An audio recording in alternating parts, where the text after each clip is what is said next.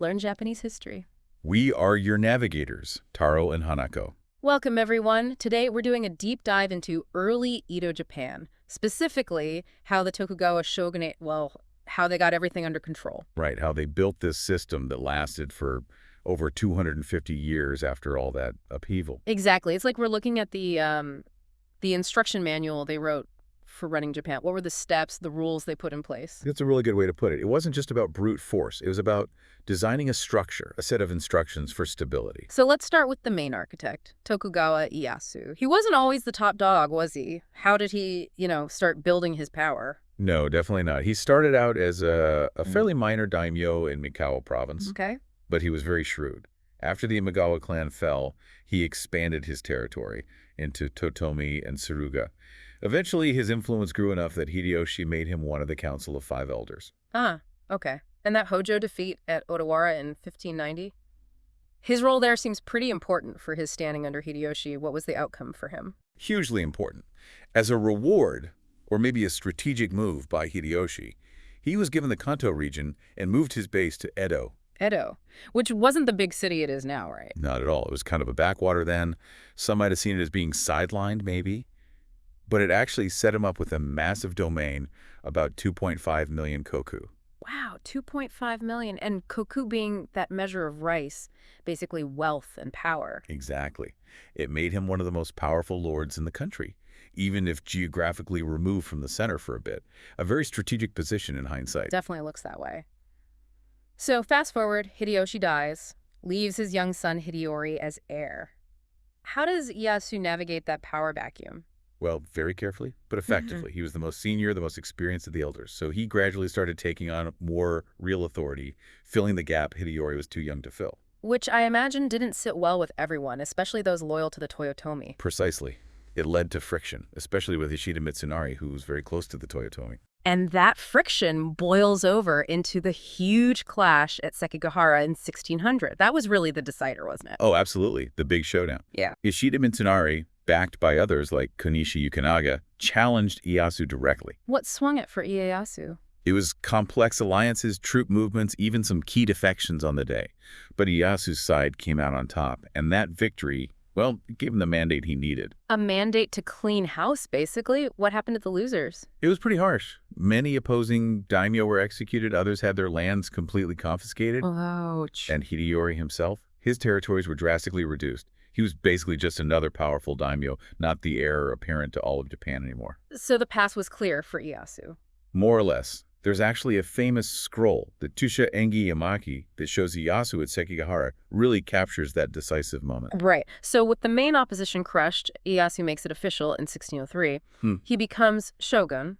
Exactly. He's appointed Sei Taishogun, establishes the Edo Bakufu, or shogunate. That's the official start date 1603 for the Edo period.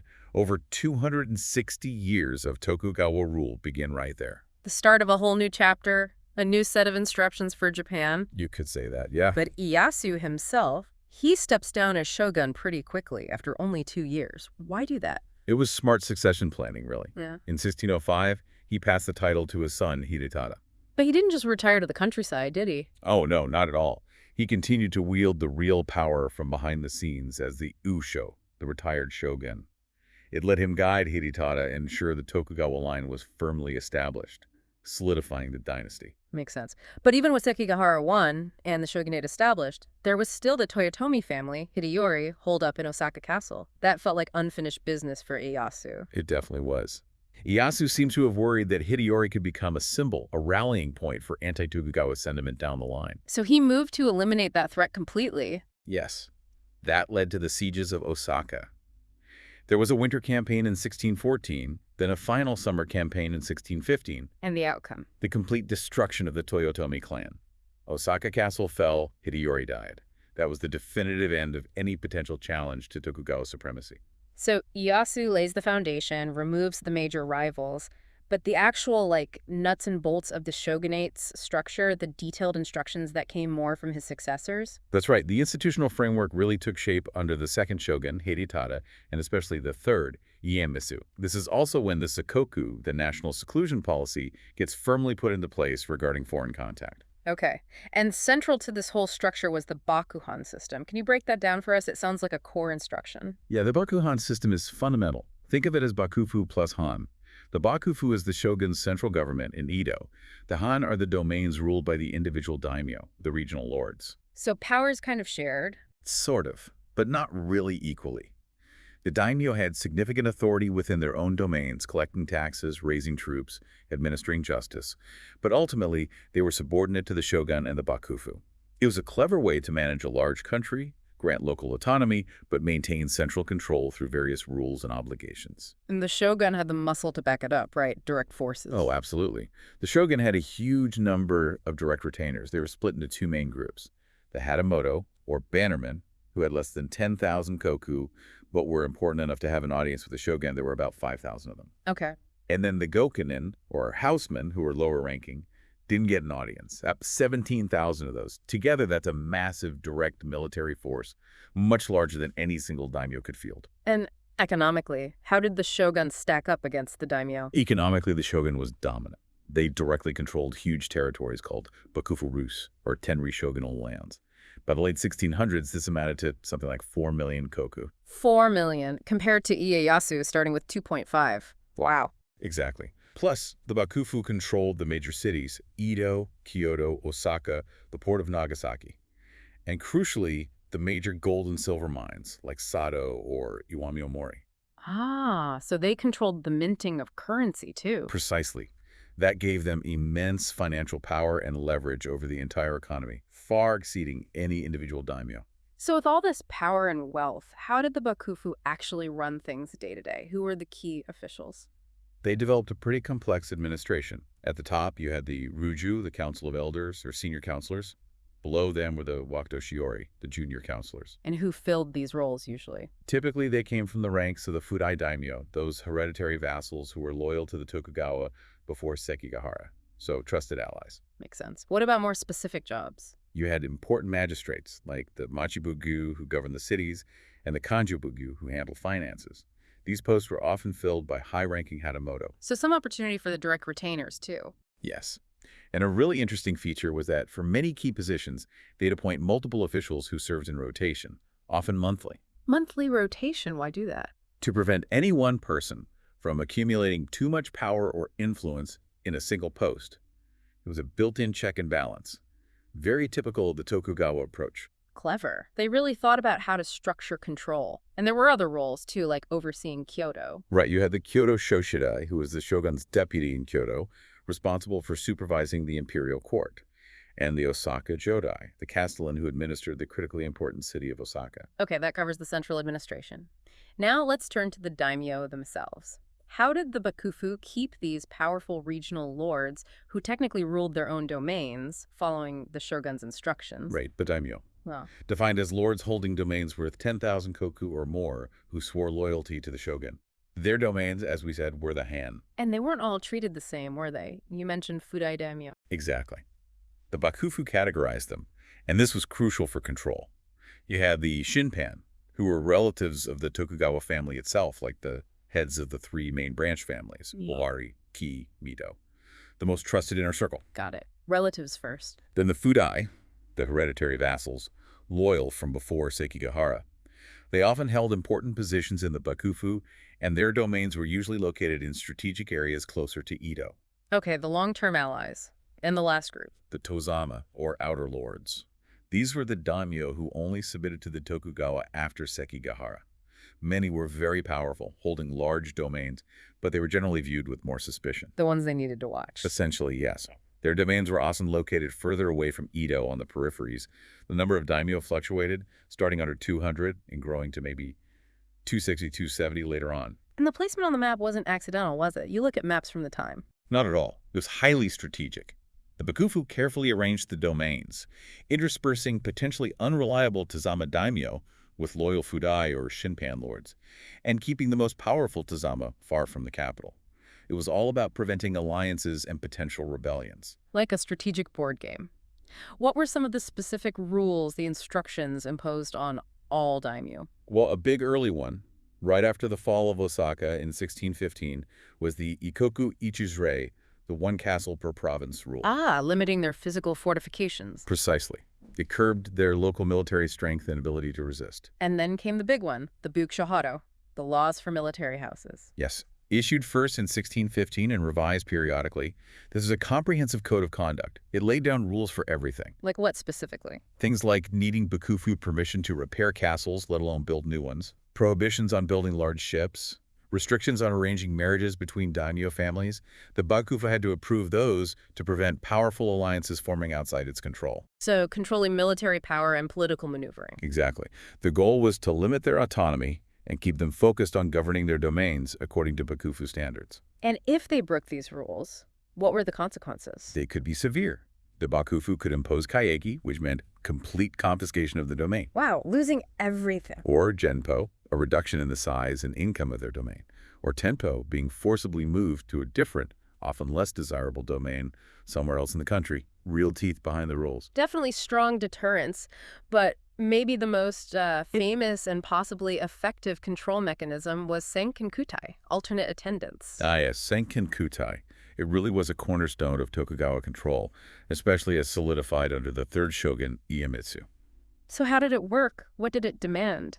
The basic rule was that every daimyo had to spend alternate years living in Edo, the shogunal capital. A year in Edo, a year back home. Generally, yes, though the specifics could vary slightly. But the killer part, their principal wife and heir had to live in Edo permanently. Permanently. So they were essentially hostages. That's the long and short of it, yes. It ensured the daimyo's loyalty and good behavior while they were back in their domains. That's intense. What else did Senkenkutai involve? It sounds like a logistical nightmare. It was hugely burdensome. Daimyo had to maintain lavish residences, plural, in Edo, suitable for their status. They had to keep a significant number of retainers stationed there year-round. Okay, so maintaining two households, basically. At least. And the journey itself. Traveling back and forth between their domain and Edo wasn't just a simple trip. They had to travel in large processions with hundreds, sometimes thousands of retainers displaying their status and military readiness based on their kokudaka, their domain's assessed rice yield. That must have cost a fortune. An absolute fortune. The expense of maintaining the Edo residence, supporting retainers there, and funding these massive biannual processions put a constant drain on daimyo finances. It effectively limited their ability to stockpile wealth that could potentially fund rebellion. It was control through induced expenditure. Wow. Control through hostages, rules, and enforced spending. A multi-layered system. Very much so. Now, it wasn't just the daimyo, the military class, that the Bakufu brought under its control system, was it? What about other major institutions, like the imperial court or temples and shrines? No, the Bakuhan system's reach was comprehensive. The imperial court in Kyoto and the powerful Buddhist temples and Shinto shrines were also integrated into this framework of control. Even the emperor. How did that work, given the emperor formally appointed the shogun? Well, that appointment gave the shogun legitimacy, but the reality was that the court had very little actual power or wealth. Their landholdings, the kinrigorish, were quite small. So symbolic importance, but little real clout. Exactly.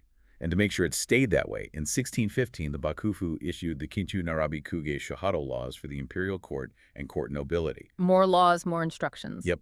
These regulations strictly defined the roles and activities of the emperor and the court nobles. Primarily, they were to dedicate themselves to scholarship and the arts and stay out of politics. And how is this enforced? The Kyoto Shoshidai, the shogun's representative in Kyoto, kept a very close watch on the court. This effectively sidelined the imperial court politically for almost the entire Edo period, though they always retained immense cultural prestige. Okay, so the court was managed.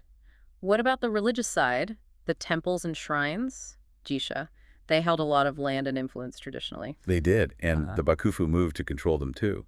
They established a specific office, the Jishabogud, or Commissioner of Temples and Shrines, to oversee religious institutions. Another layer of bureaucracy. Yes, and they organized the Buddhist temples quite rigidly.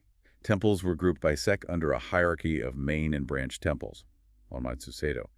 Then specific regulations, the Jinhato laws for temples, were issued for each major sect to control their administration and activities. So standardizing and regulating them. And there was also the Tarok system, linked to controlling Christianity. Right. The Tarok system was a key part of the anti-Christian policies, but it had broader consequences. It required every single person, every family, to register as parishioners, danka, with a specific local Buddhist temple. Everyone had to belong to a temple. Yes, the temple would issue a certificate, Roshoman, proving you were affiliated with them, and therefore not a Christian. And once you were registered with a temple, you generally couldn't change it. What effect did that have on the temples themselves? It gave them a huge administrative role, essentially acting as agents of the state for population registration and control. But it also tended to shift their focus. Since everyone had to belong, temples became deeply involved in conducting funerals and ancestral rites for the registered danka families. Some argue this, over time, led to a kind of formalization or decline in the purely spiritual activities for some temples, as their role became more about record-keeping and hereditary services. Interesting. So this whole intricate system controlling the daimyo through rules, placement, and senkinshutai, managing the court, organizing the temples, this was the foundation, the instruction manual for the Edo piece. Absolutely. For you, learning about Japanese history, understanding this framework, how the Tokugawa established and maintained control, is really fundamental. It explains the stability of the Edo period, but also shapes so much of the social and cultural development that followed. It really paints a picture of comprehensive top-down control. What aspects of this maybe strike you as most surprising or ingenious when you look at it?